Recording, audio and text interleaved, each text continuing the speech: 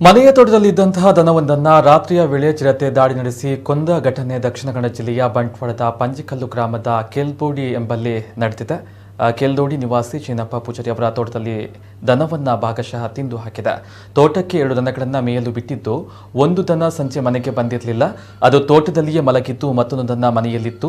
ಬೆಳಗ್ಗೆ ಎದ್ದು ನೋಡುವಾಗ ತೋಟದಲ್ಲಿ ಮಲಗಿದ್ದ ದನ ನಾಪತ್ತೆಯಾಗಿತ್ತು. ಹಾಗಾಗಿ ಮನೆಯವರು ಹುಡುಕಿದಾಗ ತೋಟದ ಒಂದು ಮೂಲೆಯಲ್ಲಿ ಅರ್ಧ ದನದ ಕಳೆಬರಹ ಪತ್ತೆಯಾಗಿದೆ.